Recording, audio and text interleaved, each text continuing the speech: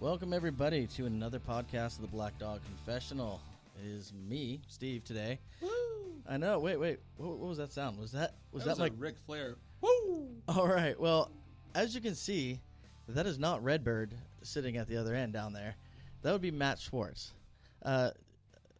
Jesse, can you bring up where RedBird is right now? Is that possible? Can we go remote to RedBird? Oh, okay. We are now remote. There's RedBird. Hey, RedBird. What are you doing right now? Oh, well, I'm just trying to get this boat, and Nora finally let me buy it. So, I'm trying to navigate in clearly underneath the bridge, and we've been stuck here for about 3 or 4 hours. I'm pretty lost, and I'm really hungry, and really hoping someone could come out here. Wait.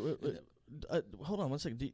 I didn't think you knew how to actually put your boat on the trailer. How are you going to get in? Well, the guys were nice enough to put it in the water for me, so I'm good now. But I don't know what I'm going to do when I get back with it, so I'm not sure. I just don't know. Okay. Well, we'll go back to the podcast then. I'll see you later, RedBird. Have a nice day. All right. So now here we are. Matt Swartz is now filling in for RedBird today, and we do have a very special guest. This is Sam Leiro. Sam, say hello. Hello. So the last time I saw Sam Leiro, it was probably, I'd probably say around 08-ish, like in person, sometime around there. You don't remember this event because it was a different time for you at this point. And I remember you were sitting in the front seat of a unmarked patrol car being interviewed by another agent while I sat in the back seat. And I'm pretty sure you were nodding off the entire time. And I would say you were probably 40 pounds lighter. And you were definitely in a different phase of your life at that time. And I wanted to talk to you about where you were, how it all started, and where you've transpired since the last time, how things have transpired since the last time I've seen you. And so we brought Matt on today because you and Matt know each other. We do. Yeah. And there was a little bit more of an interaction previously, and we'll get to that. But I wanted to start off. Sam, tell us a little bit about yourself, where everything kind of started for you, and we'll start there.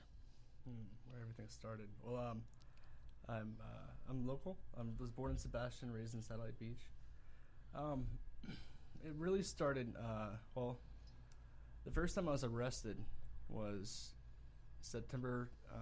This was back in, I guess August or September of my senior year. I vandalized my high school. We filled the keyholes of the administration building with Gorilla Glue, so that they couldn't put the keys in. And then I got a battery charge, and I ended up going to a level 6 juvenile facility for about 8 months. I learned a lot about the streets there, actually. It was kind of like a junior college. Like a training ground more than it was a rehabilitation center. Yeah, I had to fight a lot. Anyway, so I got out of there, and, it was weird. This is 2007, 2008. I lived with some friends for a while in Melbourne. I got in trouble with over there. I moved out. I moved over to Indian Harbor, and I had a lot of issues with my identity, figuring out exactly who I was in life in general. I really had no idea of objective purpose. What is it? Why do I exist? What does the world exist? This is all just. I had a tattoo of a chaos star right there. Basically, I believe that everything was just chaos, and that was kind of the rule, that there was no purpose, kind of nihilistic. That Gotcha. That was kind of where I was at. And around the same time, there was the OxyContin epidemic in Florida. I mean, you'd go to, at any given time, if you went into Brevard County Jail, literally 9 out of 10 out of people in the dorm had a prescription OxyContin. I'm not exaggerating. Because at that point, doctor shopping was up. There was no national registry or state registry under PDMP. None of that stuff existed. And then obviously, I believe at that time you could get like an 80 oxy for like $20. And on the street, yeah, absolutely. On the street, on the street, talking about it. And then there was a lot of places that already had national systems or state systems where they were actually keeping track of doctor shopping, so the pill cost was a lot higher. So there's a lot of people that were coming down here at the time that were getting scripts really cheap. And Florida was plentiful at the time with doctors that would write them out. Yeah, absolutely. So that you're right. There was a huge pill epidemic at the time. And so for me, like I honestly I didn't really think about. I didn't have any. I don't know why I thought it would be okay. I guess maybe that song OxyContin. I just heard it too many times.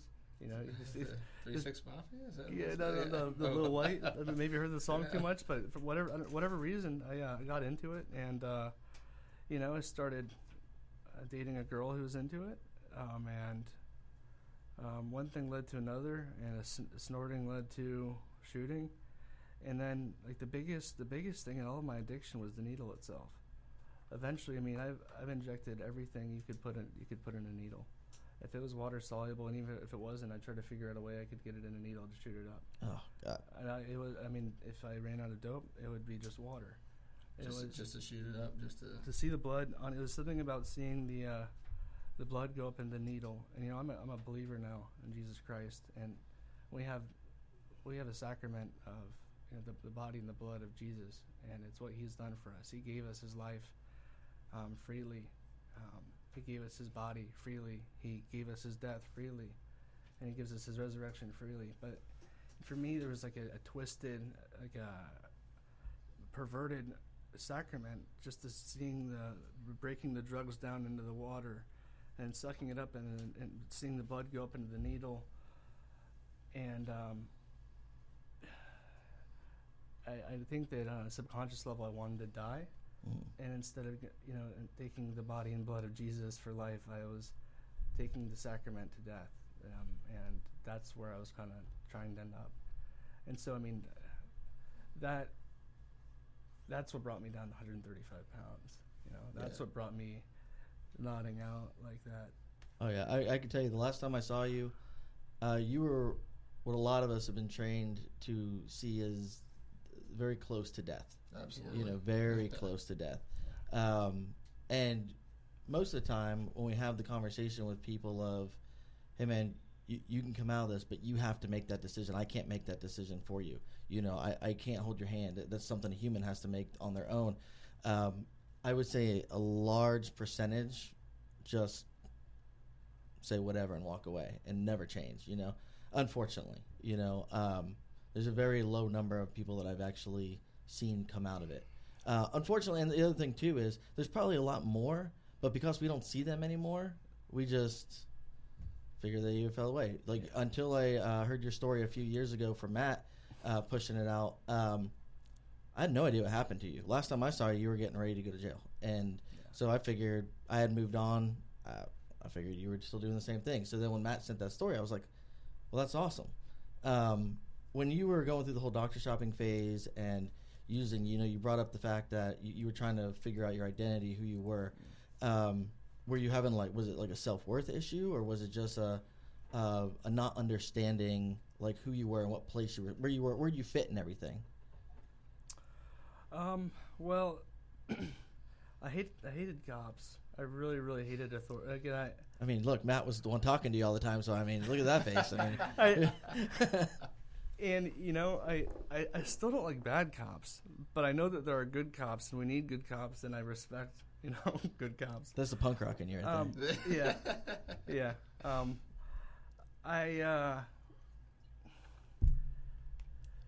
Man, a big thing is I guess you could say self-worth, but I mean I'm gonna get theological. It's you know, we were all created in the image of God. Like we were created for a purpose, and it's to love, to live joyfully, to bear fruit, good fruit, love, joy, peace, patience, kindness, goodness, faithfulness, gentleness. I had no idea I didn't understand any purpose behind that. I didn't understand what I was for. I didn't understand what God would have me do. And honestly, it hurt. I around the same time, a lot of my friends were were graduating from college. I didn't understand, is this what I'm supposed to be doing? Maybe maybe we're all created to go to school and just make as much money as you can. Well, guess what? I'm not going to ever make any money now because I have this arrest record and I have this addiction, and really had no. Well, is it to be a father or to have relationships? Well, my dad was never really around, and I don't know how am I going to be a dad. I really just death and hopelessness were all around me. I guess that's that makes sense. Yeah. And Where, like, when you talk, all of that was around you. Where was part of the use of drugs an escape tool, like to kind of numb that, or was it just, like what was the purpose? Obviously, you can say that sober you would have had all these issues, but were you trying to figure out a way to numb it, or what was it? Just what brought you to that point? Yeah. I suppose it was also acceptance, even like wanting to be the guy with it. I sold drugs to people, but I wasn't making money. It was a lot of just so I would be the guy, so I had what they needed. Right. Yeah, I wanted to be the guy with the stuff. That's what I bet you. That's how you were. Isn't that sick? That's it's exactly pathetic, how you were. Like I wanted to be able to. I don't know. I didn't like cops. I didn't like I didn't like authority figures. No, I get it. There's a lot of people that are looking for that acceptance. But I also I wanted to help people beat the man in some way. It makes sense, man. I get what you're saying. Yeah. I mean, it's really sad. It's really sad, man. No, but you say that, but there are so many people in this world that are looking for that acceptance, whether it's through drug use or through I have to buy these things because that's what gets me to fit in. I have to wear these Nikes if I want to hang out with these guys, and it is a mentality that I truly believe is pushed by organizations like TMZ, where we highlight people who probably aren't the best role models, and we tell people that getting breast implants and body augmentation are things that will help you fit in more, and it's not right. I mean, there shouldn't. I mean, we were talking about it earlier. You and I, we're not going to the gym anytime recently. We haven't been to the gym anytime recently. And for you, you made the comment to me before. You were 135 for a long time. You're gonna ride this out. I'm chilling. You feel good, and you didn't gain that by eating green bologna sandwiches and peanut butter and jelly in the county jail. No. So I mean, so that makes you feel better. But there's a lot of people who are constantly looking for that acceptance in one way or another, and that's and I think this goes back to the self-worth thing. I think everybody goes through that point in their life where they're trying to figure out where their place is. I mean, we all did it, man. I rolled in the punk rock scene for a very long time, and for me, my the guys that I was touring with, hanging out with different bands, enjoying that life. It started to lose its meaning when they started to lose their cause.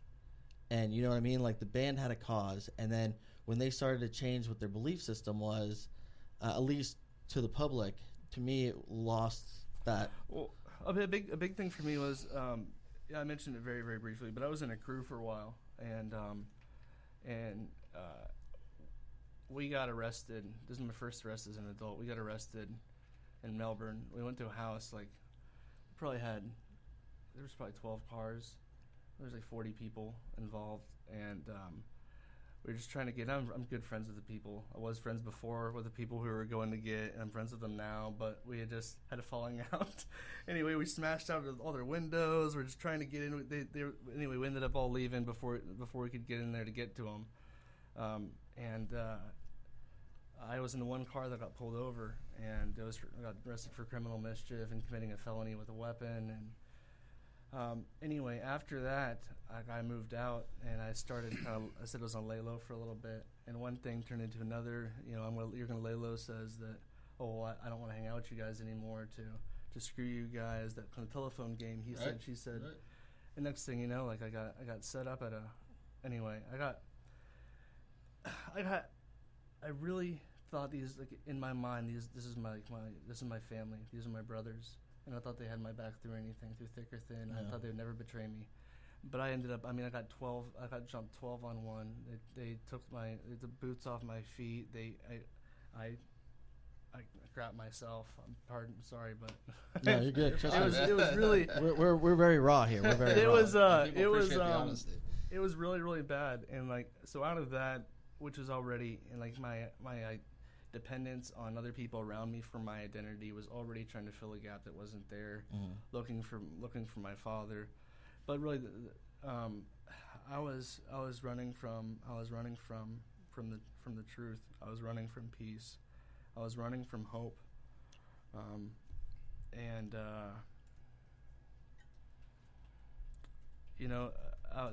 things that I was chasing after were things that never could have helped me with any of those problems that I had. No, they're false hope. They're fillers, and then it's just like any other time. I know a lot of people who started off using one drug and they chased the dragon to the next one because they were still looking for that fulfillment that they weren't finding. Right. And but like we said before, that could be people who fill it with clothing or fill it with money or relationships. Yeah.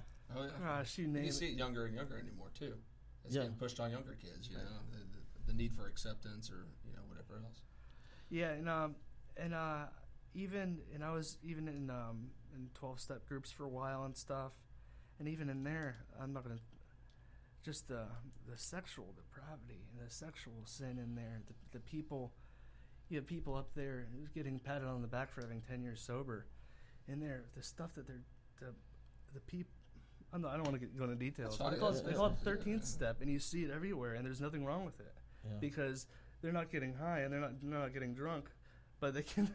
And so, like, I realized, like, a big thing is, where am I looking? I'm looking for my identity. I'm looking for wholeness. I'm looking for comfort in all these different areas. Where is it going to be?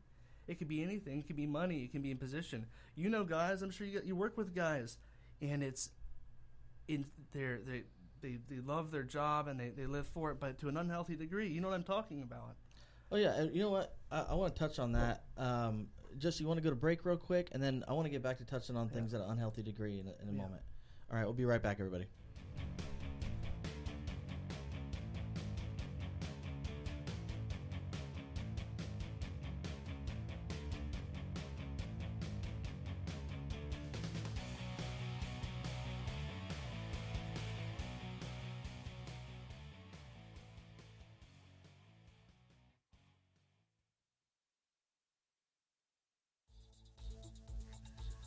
Are you new to a leadership position?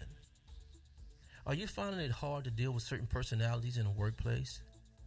Maybe you're trying to reshape your organizational culture to increase your retention, your readiness, as well as your performance of your individuals on your team. Hi, I'm Stephon Williams with High Leadership and Development Training. I welcome you to contact me to kind of explore some things that we can do to help you with your people needs. We're in the business of human capital performance on the professional side as well as the personal side. If you're looking for a motivational speaker to open up your convention, contact StephonWilliams.com. If you're looking for someone that's going to help you redefine your own personal leadership style, contact StephonWilliams.com. If you're just looking to take your team to the next level, contact StephonWilliams.com, and that is STEPHON Williams.com. Habu Leadership Development Training. We look forward to seeing, hearing, and working with you.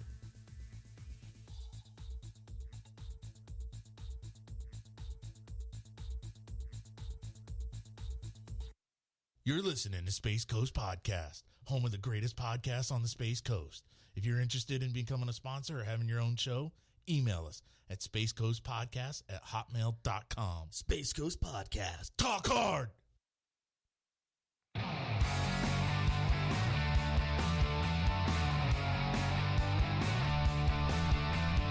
All right, we are back. Like I said, we are mixed up a little bit today. There is no Cardinal here with us, no RedBird. We got Matt Swartz hanging out with us, but our guest today is a buddy of ours named Sam Leiro. Sam, one of the things we had been talking about right before the break was maybe those false prophets, those bad fillers, and maybe making decisions that are kind of I don't want to say bad, but maybe not the right choices for the right reasons, I guess would be the right thing to say. You know, and you brought up filling in things. And, you know, there's a lot of people that I know in law enforcement in general. I mean, we have like one of the highest divorce rates in Absolutely. the country. Yeah. Because we get very obsessed with our jobs. A lot of people get obsessed with it. And, you know, they feel good, so they want to be there, and they detach from their family, and that kind of leads towards divorces. And we've seen that. I mean, I can't tell you how many times over So many. over 16 years, you know.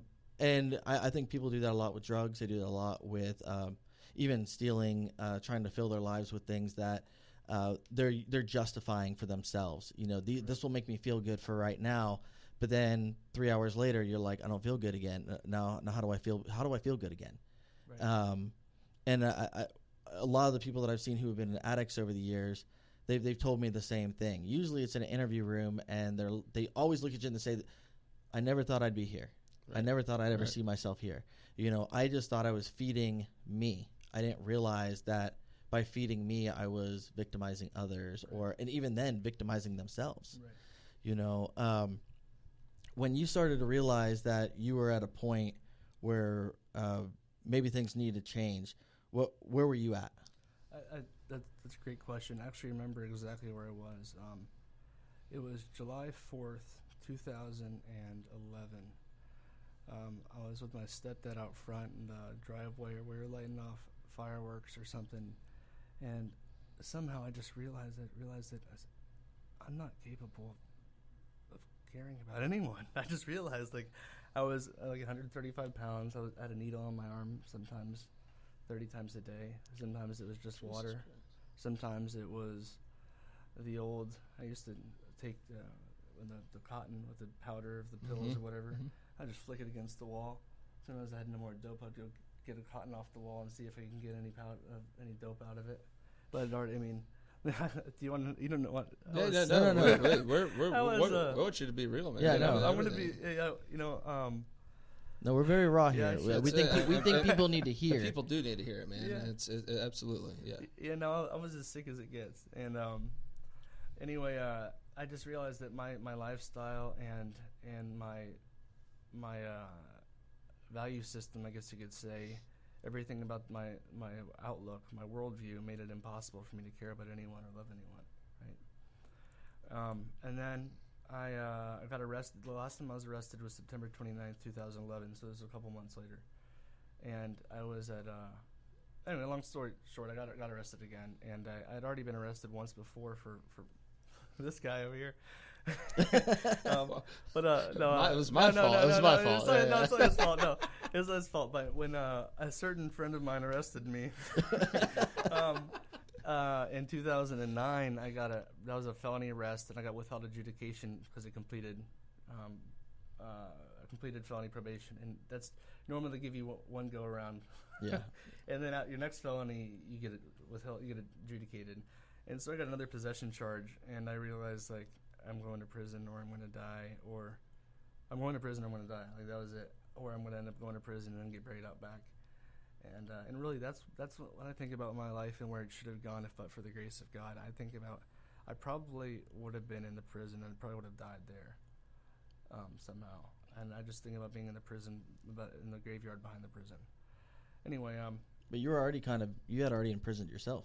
Yeah, no, are you kidding me? I was walking dead. I was walking inmate. Yeah. Yeah. Anyway, September 29th, I got arrested, and I realized one night, I made plans to go to rehab. The night before I went to rehab, I realized that I realized that I'm going down there to get, you're talking about making a choice, but I realized that I can make a choice, but I can't do it. I realized I couldn't do it. I can't do this. I can't change myself. These things that I'm doing them because this is who I am. I've listened to somebody else on your show before. People say, this isn't who I am. This is my addiction. No, I disagree. You can be an addict, but those things that you do, they're still you. I was still responsible for those terrible things I was doing. Right. It's a choice. It is a choice. Yeah. It is a choice. And I was, but the thing was, my heart, who I was, made me want to choose bad things. And I realized that. Part of me realized that, and that hurt. And I didn't want to do these bad things anymore. But if that's who you are, you know, can a tiger change his stripes? Anyway, so I realized how bad it was, and I went up back to smoke a cigarette, and I realized I'm going to die. And I collapsed. I dropped down on my knees, weeping, and I realized if somebody can't help me, I'm going to die. My family members who I love, who have these same problems with sin and shame, they're going to die. There's got to be a gracious, merciful God who will help me. And I cried out to God that night.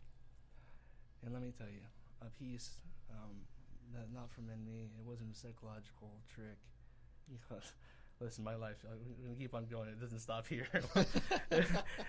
Anyway, a peace came over me, and I'm not going to say God spoke to me, but I knew that night that God was there for me. And like I didn't have anything to worry about. And that next day I went to rehab, and I didn't get better. Probably didn't start my life. I'm not perfect. I'm not a saint now.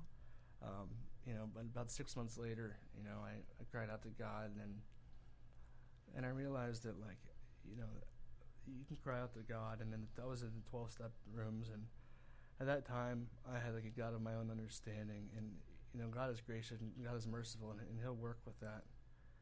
But I realized that God wanted me to know Him for who He is.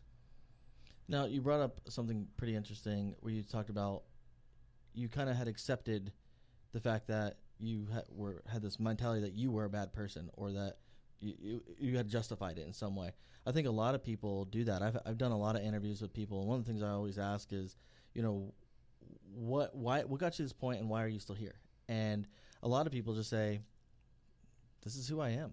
And they've accepted it to the point where you almost feel bad because it seems like they've given up on themselves, because they just accept the fact that this is who they are. Yeah. And I think from the outside looking in, like, I see more. Like, I'm like, no, you could live the life you want to live, but it's a hard road. It's not.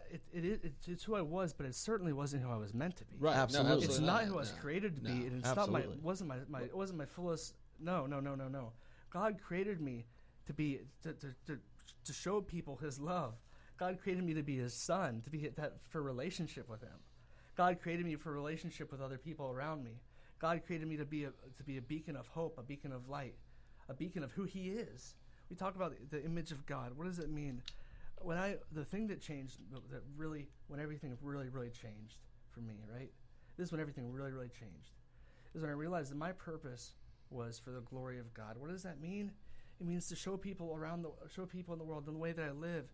It's to live sacrificially, to be loving, to love people, but also, most importantly, to trust and depend on Him and for everything.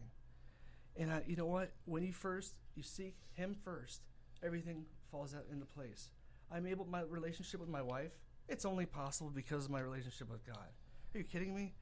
So Jesus Christ sacrificed His life for us. That's a picture of my relationship with my wife, right? So I wake up in the morning.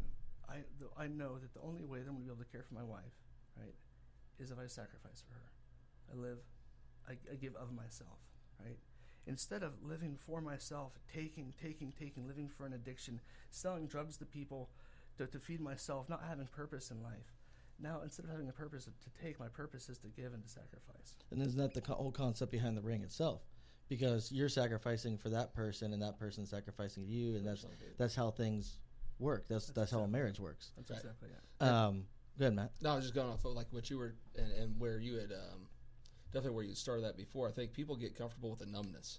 Yeah. Or just being they finally have convinced themselves this is how good I'm going to be, and that's not necessarily just with addiction. That's with you see it with abusive relationships. You see it with everything else. You start to believe that you are a certain way, and you become like, okay, this is who I am. So that's who I'm gonna be. Like that's me. That's who I am. Not recognizing their own potential in life, and a lot of times and it's definitely. I mean, in my beliefs is that there's intervention involved in everything that goes on, divine intervention a lot of times, but it's people being put in people's lives for different reasons.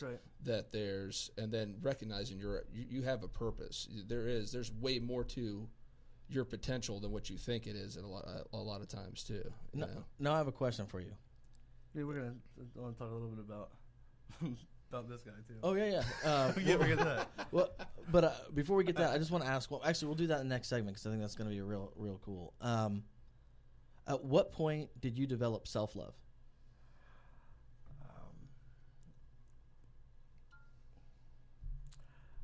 I developed my love is based on, honestly, I don't know that self-love is, I don't affirm self-love in the same way that most people do. I think that humility is a very, very important thing. Okay. The love that I have is based off the love that I have from my Father. The love that I have, and that love is evidenced all around me. Because I think you bring up a point, like there are people that develop self-love by, well, I have everything I need. I have these toys. I have this, that. So I'm feeding myself. When then there's the humility aspect of it where maybe it runs in a cycle where you do charity work or you do this or you get involved in your church or however it is where... yeah, I'm talking about the purpose. My purpose, I have self-purpose, right? I want to see people who are as broken as I am. I want to see them find hope. I want to see them find freedom. I want them to find life. I want them to find love. I want them to find salvation. I want them to find salvation. Now here's the question, because you talk about salvation. You're obviously a follower. You've gotten very involved in the church. Yeah. At what point do you feel you've paid your penance? Jesus paid my penance. No, and that's the question, right? But because there's a lot of people who are self-punishers. Yeah. Like they consistently don't ever find that. They feel like they have to keep doing this or keep doing that. Whether it's no. So everything I do, I've been trying to get into the jail for the past 5 years. I don't know if you guys know about this. Well, just come find one of us, man, if you really want to do something bad. No, I actually just found out about this from Mike Capola. Mike Capola just told me this whole story. Yeah, and Sam and I talked about this a couple weeks ago. On the oh my gosh, that's how I know. That's how I know you've been to jail. You just called Mike Capola by his nickname. That's All right. Okay, that's how I know you've been to jail. So I've been, I want to get into the jail. Like I've been up to FSP. I've been to CFRC. Like to go to people who have hope. They have no purpose. No, they do have purpose. Wherever they might be in their life, they do have purpose. They absolutely have purpose. If they can find salvation in Jesus Christ, not only do they have purpose, but they have life. They have forgiveness. Wherever they are, they can be used to be a balm and to bring hope and to bring peace to those around them, even in prison. And honestly, when you go into the jail, it's kind of a picture of hell, and that's what it was at one point in our society intended to be. That's why they call them penitentiaries. It's a place where one can become penitent. And while people they already have a picture of the brokenness that their lives, that the way that they're trapped, they have a picture of this all around them. Why not bring? Well, I want to be able to, and I know where they're at. I've been there. Right. I want to be able to bring them the hope, the thing that releases them from that. And not only that, but also I do have, like, in a practical sense, I really hope to fight recidivism. Yeah. If we can get churches in the proper way connected to inmates, connected together, I have a vision for where when inmates, there's plenty of churches in the jail. That's fine. That's great. It's great that we're going in there, and I want to be part of that too. But we need to have somewhere to go for when people get out of the jail. Well, that's it. Because what usually happens, people find God when they're locked up. And then they get out, and 6 months down the road, they kind of start to fall away. Listen, again. man, I've been in 500, and the same guy leading prayer circle and the Bible study would get out, and literally 4 or 5 days later come back in, right? New charges, right? And same pod, same guy. And you know what? Thank God we're saved by grace alone. We are saved, but at the same time, what do you expect? What do you put somebody back out in the street, and they're in the same exact environment all around them. And I was going to ask you that question. Obviously, you stayed in the area. Yeah. There's a lot of people that when you go through rehab, they tell you to get out. Get away. Yeah, I did. Absolutely. Stay as far away from it as you can. I did actually go away for a while. I came back up here, and I still had some problems in 2011. I came back up here for a while. I still had some issues. I ended up going to a place called His Mansion in New Hampshire for 3 months. It's a free program. It's normally a year long.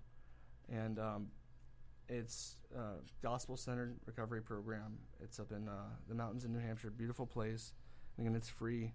You go to hismansion.com to see more about it. But while I was up there, my best friend Justin, he'd been my best friend since I was like 10. He was killed on a galley causeway.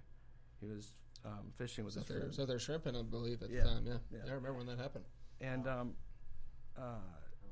that was one of the probably the most painful thing I've ever experienced. But at the same time, I in that moment again, I cried out to God, and He was there. And Because that easily could have been a trigger to go the other way. I did end up having a little slip then, but when God helped me, I forgave the guy who hit him. I mean, the day it happened, and it was such a supernatural work of grace on God's part. I just couldn't wait to tell him about how I forgave him and about how he could have forgiveness in Jesus. Right. The whole. It's awesome. And you know what, God, and I knew even then, I'd started to study this idea of God's sovereignty. Throughout Scriptures we see that God is a sovereign God. He's in control over all things, even difficult times. But how is that possible? It's because His ways are so much higher above our ways. And I knew that God was working together something for His glory and for my good, and that people would end up being blessed somehow through this incredible tragedy.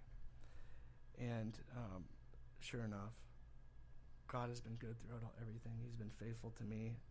I've been able at my job at Medishare. What I do is I explain Medishare. It's like an alternative to health insurance for Christians. But on every phone call, I get the offer to pray with people. And I've heard horrible tragedies, people suffering, and people going through difficulties, talking about addiction, talking about this. And then and I get to talk to people about God's goodness in all things. And God has placed me in a position to be able to minister to literally thousands and thousands and thousands of people over the past 6 years. And before I was working at Medishare, and I got back from His mansion, I knew that God had called me to serve in some way, but obviously you can't just go knock at the door of the church down the street and say, "Hey, I'm going to be your pastor, guys." But the next day I went down to the sharing center, asked them if I could volunteer, and I just started working in the client services department. People get out of jail. If you can't find a job, go volunteer somewhere. Not only will it uplift your spirits, but it gives you something to do, and it looks good on a resume. And God would have you do it, I'm sure. Anyway, but while I was there, even I got to talk to people who were suffering and people in difficult positions. And even just as soon as I started to trust God, God started to redeem my pain. God started to redeem my own sin. God started to prove that I'd been forgiven. And the more I just trust God, the more I walk forward and just do the next thing that He would have me do. I studied His Word. I got involved in discipleship. I've actually been in seminary for about 5 years now. The more you believe God, you just believe Him, you trust God, the more your life falls into order. Then a couple of years ago, I was, looking lonely, and so I started looking for a wife, and I met a beautiful woman named Brianelle, who's also a believer. And as we started to walk together and we built a relationship, 2 years later we got married. Now we have a beautiful daughter. That's awesome, man. We have another one on the way. Wow. I guess this is the announcement officially. Oh. Congratulations. All right. Oh man, that's awesome. But all this has been completely ordered by the one principle of trusting God. I mean, you trust God. What does it look like? You pursue His glory and relationship. Well, what I want to do is when we get back, I want to talk about restoring relationships and then your relationship with Matt over the years. Okay. Cool? Yeah, let's do that. All right. We'll be right back.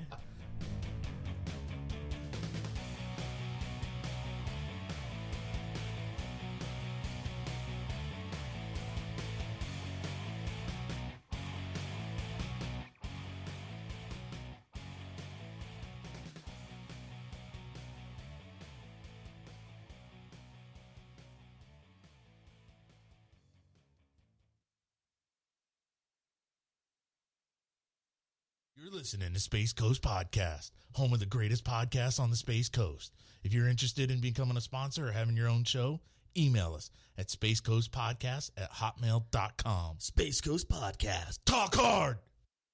Hey, make sure you check out Space Cowboy Justice with your hosts, Blake Stewart and Paul Daly.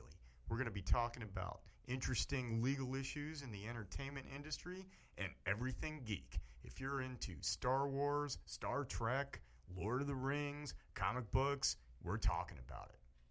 Coming at you from the Space Coast Podcast Studios.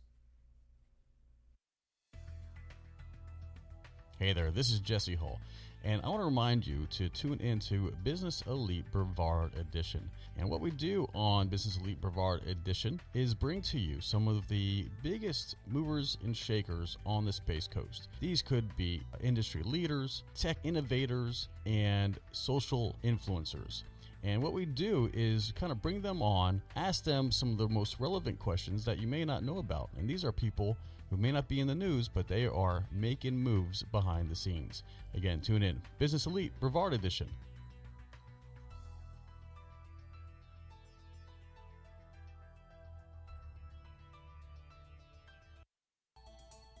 Jesse, have you ever wondered what is the best way to interview applicants for your open position so you have the best chance of hiring a keeper? All the time. Well, I talk to managers every day, Jesse, that use their gut instinct to make a hire. Sometimes that works out, but more times than not, it can lead to a bad hire. Replacing a poor hire can be expensive and hurt morale. One of our most popular service offerings at HR Office Savers is teaching employers how to be better interviewers. Improved interviewing techniques lead to better hiring, which leads to better employee retention, which leads to less turnover and more profit. Contact me today to find out how you can learn to be a better interviewer. I can be reached online at www.hrofficesavers.com or by phone 928-308-4506. Again, that's 928-308-4506. 928-308-4506.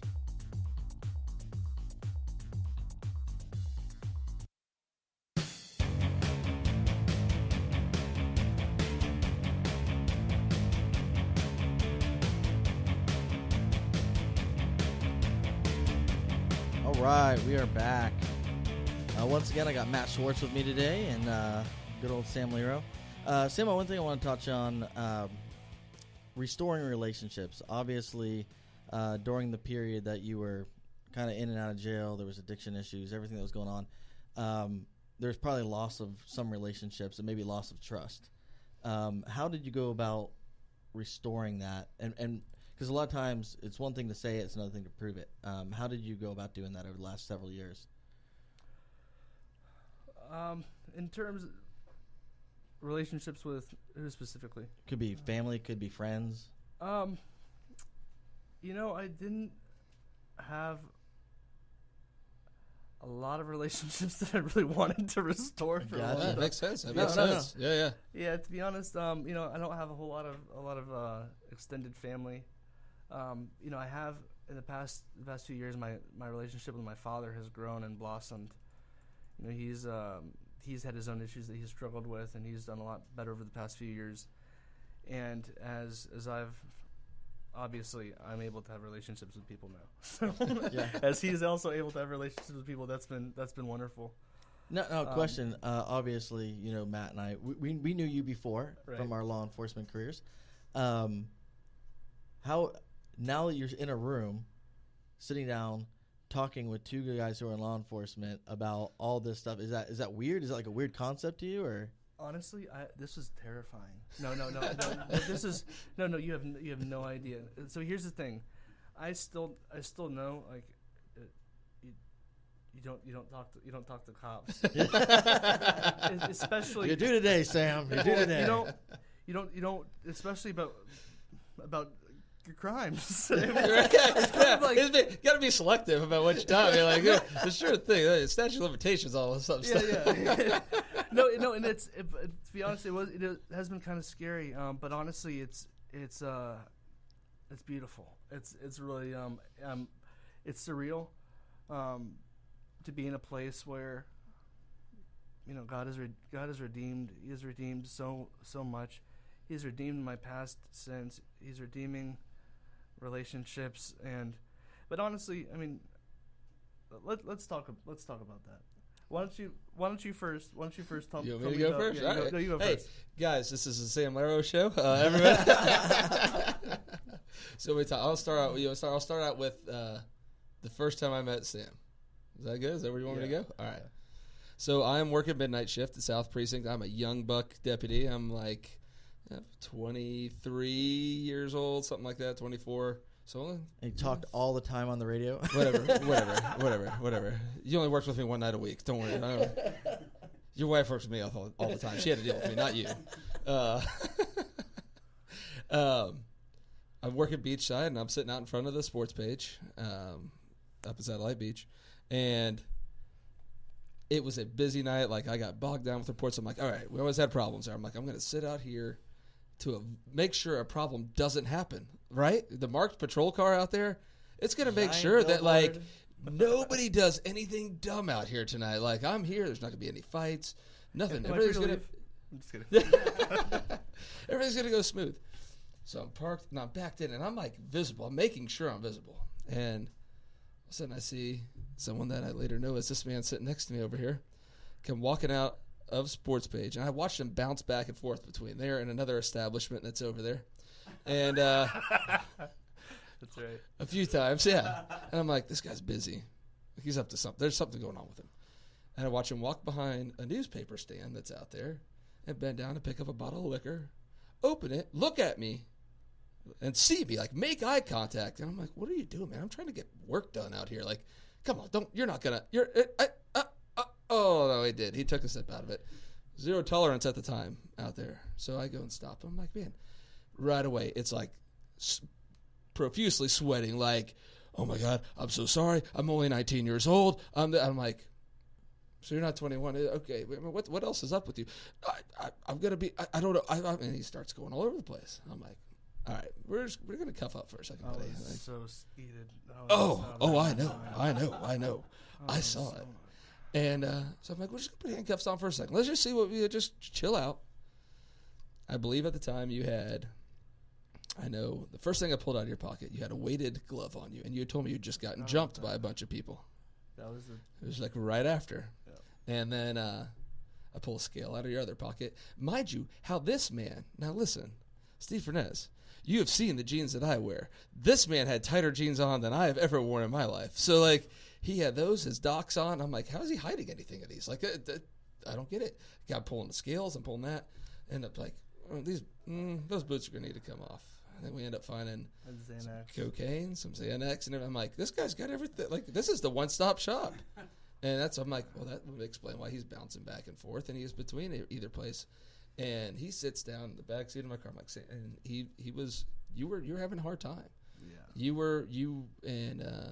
You started telling me about, you're like, can you just do me one favor and not close the door? Because I will have anxiety. I will, like, I'm claustrophobic. I said, listen, man, if you're cool with me and we can sit and talk, I'll leave the door open. We can talk. And we did. And you told me several times, like, I need help. I need help bad. You knew at the time that you needed help. But I think that was self-preservation at that moment. Like, I really don't want to go to jail really bad. Like, listen, man, I wasn't anywhere yet. Yeah. We don't know where Sam. I needed help. I didn't, but man, I took it a lot further before I cried out and asked for it. Absolutely. And I remember we sat and talked. We talked for a while out there. I don't know. I put quite a few felony charges on you that day. You did. You certainly did. But the big thing was, though, and all cops are bastards. That's the first. That's right. That's why I wanted to make sure you brought that up. Yeah. That was the first tattoo I got. And you weren't a bastard to me. You arrested me for 2 felony counts, 2 possession controlled substance, and a couple other charges. But you treated me with dignity, and if don't get me, you're gonna get me, man. But I knew it was gonna happen. But honestly, like that kind of messed me up just because I didn't know. It made it really hard to hate cops and just flick them off when I drive. I used to drive by cops and just. Sorry, but I was insane. Like I really. Oh, I know. But yeah, he treated me with dignity, and that definitely changed things. And then also, I'd see you up at the beach, and you'd say hi, and it wasn't just to pat me down either. You actually said hi to me and asked me how I was doing, which was pretty. I know some bad cops. I've been mistreated by some police officers. I have a real bad problem with law enforcement officers abusing power. You didn't do that, man. You were very respectful. It's 'cause we're all people, man. Everyone's got their problems. Everybody's got their issues, and I always say everybody's got their vices. Mine's Puerto Rican women and Italian food. I have one of my vices have is none. one Puerto Rican woman. Yeah. But, So we're on the same shit. You're gonna need to help Steve out. No, I think definitely one of the things I could tell, like I knew when I recompose here for a second. There was just something just from sitting and talking to you. I'm like, there's something more with it. That's because several times, and then a couple times after that, when I would see you, I know that I had talked to probably Steve and a couple other people and said like, oh man, dude, we're going to get that call about Sam. Yeah. It's not going to be, we're going to see this great success story. Never, not once did I ever stop thinking that you were going to do great things. I just thought, at what point is he going to come around? He's getting these, there were times I gave you breaks when I knew I could have done way more, and I'm like, I just don't want to see him go down like that. Like I need to see he's going to do great things in this life at some point. Like there's more to him. He's a cry out for help, and he doesn't even realize that he's a cry out for help. And I remember one of the other guys I worked with, and this must have been close. This would have been probably a year, maybe two or so after that. One of the guys I was working with called me, and he goes, "Where you at?" I was down, happened to be down in Atlantic. He's like, "You need to come up to Ocean A1A." He goes, "There's somebody I'm out here talking to," and he said you saved his life, and I'm like, I don't really know that I did. And he goes, no. He said he wants to give you a hug, and says he's going to be going away for a while. And so I get up there, and it's you out there with him. And look, Matt's about to go all Mike Brown on me right now. I'm going to go complete Mike Brown on you. I walked up, and you gave me this huge hug, and you said you were going to be going away for a little while. And then when was this? Do you remember? It would have been probably a year after that, I'd imagine. Like after the first time I arrested you. Because then you got a VOP in there at one point, and I remember calling I think your mom I spoke to, and was like, he'll probably turn himself into me, maybe. Like, I think you got... I got 3 VOPs. Yeah. I might have put one of those on you. I don't remember. You might have. But that hug and that, I've said, and I told you, so we'll fast forward a little bit, because that was huge for me, because I was young in my career still, and starting to really see at that time, how bad drugs, especially the pills, were on the beach. And that's where I worked all the time, and the beach was nasty for pills. And when I saw that, and I'm like, and when I was told that gave me hope as far as my job went, that if it was one person, and I've said this, and I've told Steve this, I've told several people, that if that's the one thing that I did that affected somebody's life positively just by treating them the way that I treated you, and to see the outcome that you are now, and we're not gonna. I'm trying to keep the waterworks away today, because when I talked to this man on the phone a couple weeks ago, I'm like, "Hey, don't you tell anybody, man." No, let me tell you. He called me, and he's like, "I just talked to Sam Leiro." And I was like, "Oh God, what's the matter?" And he's like, "He's doing great." And I was like, "Oh, okay, weird." I tend to be a little bit emotional, kind of wear it on my sleeve a little bit. You've known me long enough to know that, but honestly, it was awesome. And if I hadn't, I was on probation for 2 years, like, and while I was on probation, I was still getting high, like a lot. Right. I got away. We were slipping up because no. But here's the thing: if I if I hadn't been on probation, if I didn't have like the cops stopping by my house, man. I went by. I mean, I remember going by his house regularly. Like, a lot of I remember several times going by. Oh no, Sam's asleep. I'm like, well, he's gonna make. We're just making sure. We just want to make sure. You know. I took a special interest because I knew. Yeah. And look, I mean. And I remember one time. I'm not going to mention any names, but he came up to me at up at the beach, and he said, "Hey man, you been hanging around in any of these so-and-sos?" And I said, "No, what's going on?" And he said, "Well, you better not be, because this guy got arrested the other day, and he said he was wearing your shorts." I said, "Schwartz, you know that's not true." I did. Actually, I'm not going to mention any names. You brought that up. He goes, "That's." Yeah, it's and yeah, man. Said, I know it's not Sam because he wears Docs and skinny jeans. That's true. Yeah, no. I forgot about that. Yeah, but honestly, since September 29th, 2011, I really thought that time I thought I was gonna end up in prison for the possession charge. That was my last arrest.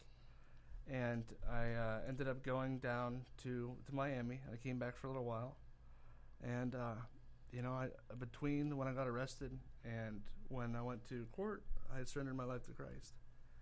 And awesome, in between that arrest and that court date, the charges got dropped. What happened? I surrendered my life to Christ, and I went to court, and the evidence was thrown out, and I walked away. And since then, I've started. I followed Christ. Now let me ask you this: you met your wife well after all these things, right? Oh yeah. Does she believe that used to be you? She doesn't. No, she tells me all the time that she can't believe it. Right. But I mean, I don't imagine she. I mean, you are a 180. Man. Yeah. Like, No. Honestly, you are. Yeah. You're 180. Like I said. Watching you go from the point where we were kind of concerned about whether you were going to be alive the next day to being fully alive right now, we were figuring it was going to end as a medical call. I shouldn't have been alive any next day. I think I OD'd one time, but never OD'd on opiates. It's just incredible. I should be dead. Oh yeah. But for the grace of God, man, I should be dead. I got to tell you, the last time I saw you when you were at a really bad point, it was within a few months after that. We had a female come in and do an interview, and I was watching the interview from the room. And somebody said, "Hey, can you go in there and sit with her for a few minutes and talk to her?" I talked to her, I left, and I actually told her mom, because her mom had filed charges on her for some theft stuff. And I said, "If you drop the charges on your daughter, she's going to die." And the mom let her sit for about 2 weeks and then felt bad and called the state and dropped the charges. I don't even think it was a week later we found her dead in the hotel room. Yeah. And like you had the same look, physical look. You didn't have the same look in your eyes that you had given up, and that was kind of a good thing. It's a huge thing. You can tell because that. she had the look that she had given up, and she had accepted it, and she basically told us, "Go F off," pretty much. And we were like, "You really need to get help." And she was like, "I'll do what I want. I'll see you later." And she was no more than 19 or 20 at the time. And I just remember having that conversation. But it was well within a couple of months of you being hooked up for something and seeing your reaction compared to another person's reaction. You can definitely see there was more, that you had the capabilities there. You are what every single cop that worked, like Matt and I, we want to see this. Yeah, absolutely. Every interaction that we've ever had with anybody who was an addict, never faulted you for being an addict. Nope. We faulted you for Addiction maybe happens, stealing or for other things like that. The other stuff that comes along with it. Came along with it. But our whole hope is that you find whatever it takes to get you to that next point, to get out of that. No matter what it is. For you, it was finding religion and finding God. It may be something for somebody else, but overall, in your mindset, the restoration of your soul has come from a very good spot, and you've decided to take that forward. And awesomely so. I can sit here and say that, like, when I first heard, so I think it was back when you and I were both working undercover together, But as when I ran, I hadn't seen you in years, and I like end up just popping into you. I'm like, that's nuts. There's no way that this guy's doing that good. Like, I was skeptical. I'll be honest with you. That like, wasn't my mom or something. I think you guys were getting some food at Bazaars or whatever, and I'm like, no, like he's not doing that great. Like he seems he's healthy looking. And you told me like, oh, I'm doing great, and I'm like, there's that little part of me wanted to be so hopeful that I'm like also skeptical at the same time. I'm like, no, he actually seems like he's doing great. So then like I started checking up on you for every once in a while I'd go and look and be like, no, he's still doing good. Like he really is. Man, I'm looking at, and I'm being a little creep on your Facebook. He was definitely Facebook creeping you. I'm like, I'm gonna try to slide into your DMs, but I'm like, watch it, and then you could do better, Joseph. Oh, you did do better. Yeah, he could do way better. But I remember and I told you this, the other day when I talked to you on the phone. I'm like, it was gnawing at me. I was in the morning, and I was praying, and it kept popping in my head. Look up Sam Leiro. Look up Sam Leiro. Like, for whatever reason, that would pop into my head. Like, and I did. And then we talked. And I mean, I'm proud of you. Thank you. I am extremely proud of you. And that I know is a huge thing for me when I hear that. But I am probably as just like I would tell anybody that I care about and love. Like I'm proud of you for the man that you've become, because that's amazing. People don't come back from that most of the time. We've seen too many people, not even just in the job. I've seen people personally. Oh yeah, and I know you have. Absolutely. That people that we grew up with, cared about, and everything else, or watched grow up and ended up like this, and ended up in a terrible situation or dead. You got to remember. Everything else. I was the kid in the scene before you were the kid in the scene. Like, I'm 40, so I was running the shows back when you were like a grom, when you were sitting around at your house, trying to figure out how you can sneak into a show. Actually saw Sublime at the Groove Tube. I did. Wow. That's how old I am. All right. Shout out to Tony Solon. Because these were. R.I.P. Bradley Noel, by the way, yesterday. It was the anniversary yesterday. But, it's like, so a lot of the people that I went through the scene with, they started, I could probably name 10 off the top of my head that are either dead via drugs or dead via suicide because of the hopelessness aspect of it. Yeah. And so, which is crazy. So, not only seeing you do as well as you have, but to be one of the ones that rolled in the same scene as I did, the next generation, and be able to come out, is awesome. But, it's like I said, you're every guy who ever has worked the road that wants to see rehabilitation. The recidivism thing, let me tell you, if I don't have to do paperwork to take you to jail, I'm much happier. That's what we want. We want to work ourselves out of a job. We want people not to go back to jail 3 weeks after they get out or bond out. I still look at the mugshots almost every single day, and I read the police reports, and I got out at a very, very crucial time, like when the database is going up, because I knew it was going to happen with the heroin and everything that's happened with the fentanyl, and all the dual addictions. Everybody's got heroin and meth. Oh, yeah. Nobody has just. Everybody's speedballing, man. It's so. And it's ice. Yep. It's so. It's everywhere. It's so dark out there. But anybody who's listening to this, if you have loved ones or if you yourself, there is hope. It's never too late. It's never too late. If you cry out for help, if you go to look for it, if you truly, truly look for that help, you'll find it. Do you ever think about if you would have stayed on that path, you would have never met your wife, you would have never seen your child?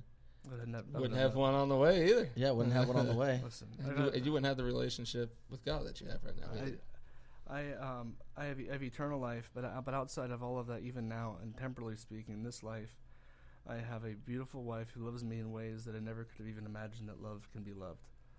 I have a little girl who runs to me, and she wants to give me hugs, and she kisses the kisses in the morning and stuff.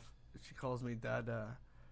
I have either a little boy or a girl in the way. I don't know yet, but I have hope. I have purpose. I have life. I have a gut. I mean, I had. Wear it proudly, buddy. Wear it proudly. You earned that one, man. I had hepatitis C. I don't have hepatitis C anymore. Right after, I almost went in for interferon, but then they said that. Then they tested me and they said they didn't think that I had it. Good thing I didn't, because then like 2 years later I got tested again, and they said I did have it. But now there's a new medication now called Harvoni that basically completely cured me of hepatitis. Wow. I don't have any diseases. I'm not a felon. I have a concealed weapons permit. Like, and my life is I've been redeemed. Absolutely. Let me tell you, I think about it all the time. I wake up in the morning and see, oh yeah, that I don't deserve that, and it's just my life. It's just gifts. Sure. Gifts. I wake up in the morning and go to a job where my manager, my coworkers, they care about me. I have a church with people who love me there. What shocked me, Matt? How long ago? You posted up the story where it had your mug shot. And that's a couple years. And it was a couple years. And I remember when that popped up, I automatically shared it because it caught me off guard. Right. I looked at it and I was like, this is the same dude that was like this. Oh yeah, we talked about it. Like he called me. He's like, "Are you serious?" I'm like, "Oh, that's Sam. I'm out." Yeah. And to see that, and then continually see some of your old associates. Yeah. But on the other side. I used to think I didn't nod out. Oh, bro. Oh my God. No, I thought that I thought that I only nodded out like when I was ready to. No. Oh, I know. I didn't think I just did either. But I just like, dude, Sam. Yeah. There might even be a recording, and I'll have to ask Gish, but there may even be a recording somewhere where you're talking, and all of a sudden he goes, "Is he drilling right now?" Like, because you went out and like in the middle of the statement, and you were just a witness at that time, and you were like, and he's like, "Is he?" I'm like, "He's Oh yeah," and you're like, and. I used to have I to was do like, my whoa! He just continued his sentence like 30 seconds after he depending on when I would catch him, like out and about, and catch up with him. To me, there were times I had to do like the Sam wake up, which was. We're back to the story. Okay, you got it now. Now you got it, and it'd be like, man, I'm like, how is he doing that? But you would always you bounced back into the conversation pretty quick. Pick up your sentence. There is a level of blindness though. When you gotta realize there's like I said, I didn't think that I'm not out. Right. When you're out there, it's weird. People have no idea. Sure, they have no idea how bad it is. I can't even. They don't know how bad off they are. They don't know. You look at them and you say, I would rather be dead than be in this state, and they might think that they're doing just fine. They're thinking fine. They're doing just fine. Right. Man, but that being said, I wasn't doing fine. Right. I wasn't doing fine, and now. I'm still not perfect. I still have struggles. I still have anger issues, and there's all sorts of stuff I gotta still overcome. Absolutely. Oh, all of us do. But now I have purpose, and I have hope, and I have eternal life. That's it. You can't get any better than that, man. That's it. It doesn't matter. Whatever you did in the past is what you did in the past. That's right. That is not Sam Leiro now. It's not. No, it's not. Not even close. No. Now to wrap everything up, like I said, Matt's pretty much already said it. We're totally proud of what you've done, Thank you guys. and what you continue to do. Anytime we can sit down and do something like this again, I'd love to talk with you more, and continue everything that we've already touched on, because I'm sure you're going to go home after this and be like, oh, I can think of this, and this. Yeah, you'll think. And I'd love to sit down with you again. We love your story. We thank you for giving two old cops hope. Do you realize that we're calling ourselves old cops now? Well, that's scary even in and of itself. Yeah, no kidding. You guys are kind of over the cop hill, though. Oh man! No, I went there. No, I went there. Damn it! We liked you until then. Screw everything. Never mind. Forget everything Sam just said. But like I said, thank you for coming on today, Matt. Thanks for joining us. Absolutely. RedBird. We hope you figure out how to get your boat on a trailer. Is he still stuck out there in the intercoastal? I think so I'm gonna have to head that way here in a little bit. If I need to, I'll go by. I'll throw him some water. What's he gonna say? You may have to take Nora and the kids home. I'll take it. If they need a ride, he's probably needs. I don't know. I just feel bad for them being stuck out there with him right now. That's kind of more the problem. Damn it, Nora! I need some peanut butter and jelly sandwiches. You didn't bring me. You didn't pack enough. You didn't pack enough Uncrustables for me. And with that, we will see y'all in a couple of weeks. Jesse, once again, thank you. And we'll see y'all June 9th, I believe. All right, we'll see you then.